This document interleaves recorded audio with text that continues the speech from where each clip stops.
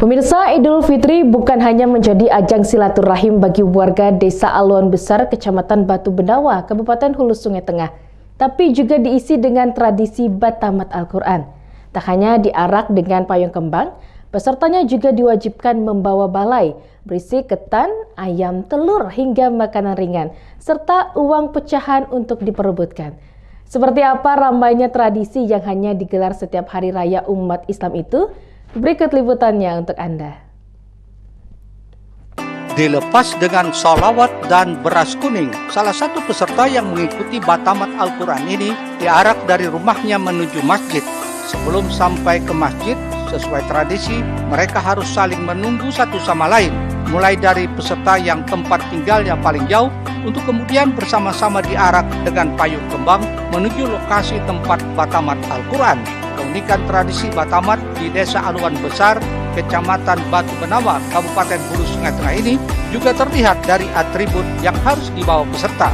Atribut itu biasa disebut balai, sebuah miniatur masjid maupun rumah banjar yang diisi dengan makanan seperti ketan, ayam, dan telur, serta dihiasi dengan uang pecahan hingga makanan ringan. Makanan ringan dan uang pecahan itu ditancapkan di bagian luar miniatur balai, siap untuk diperebutkan warga pada saat memasuki pertengahan prosesi batamat.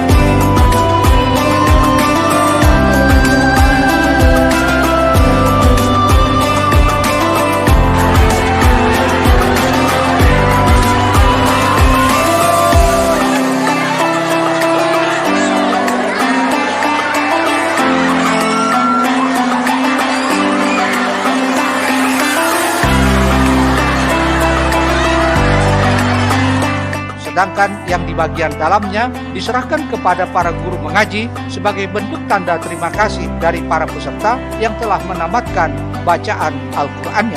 Tradisi batamat ini merupakan kegiatan setahun sekali, sengaja digelar warga Desa Aluan Besar setiap hari raya umat Islam, baik Idul Fitri maupun Idul Adha. Namun tahun ini tradisi ini digelar bertepatan dengan momen Idul Fitri. Tujuannya adalah untuk memotivasi warga lainnya supaya ikut belajar mengaji Al-Quran. Pasalnya, hanya pada momen Idul Fitrilah desa ini kerap disambangi warga dari kota, terutama mereka yang mudik ke kampung halaman. Bahkan karena keunikannya, peserta batamat ada juga yang jauh-jauh datang dari kota Banjarmasin. Pertama, karena adat istiadatnya di sini lebih meriah daripada di Banjarmasin. Yang kedua itu pun karena nenek sama kakeknya ada di sini sekalian mau pulang kampung dan ikuti tradisi di sini untuk melakukan khataman Al-Quran. Melihatnya di sini hampir satu kampung yang melaksanakan, karena untuk peserta tahun ini kurang lebih ada 20 peserta. Dilengkapi dengan adatnya seperti membawa balai, ada seperti membawa serahan atau persembahan untuk guru mengajinya sendiri. Kaitan kita mudah-mudahan anak putri kita yang pertama ini, yang kedua, menjadi kebanggaan bagi kami selaku orang tuanya dan menjadi putri yang solehah, bisa membimbing adiknya nanti di masa depan. Pertama tahapan Qurannya ada 20 orang, ya setiap tahun melaksanakan biasanya Quran tamat.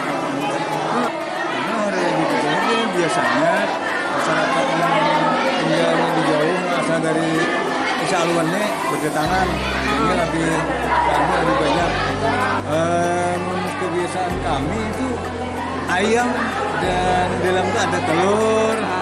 Itu misalnya ayam itu diserahkan lawan bapak guru yang mengajari, karena telur sama juga. Sebagian telur itu ada untuk dimakan di rumah, katanya untuk mengenal hati bisa juga, supaya rajin ngaji juga anak belum tamat khatam tuh.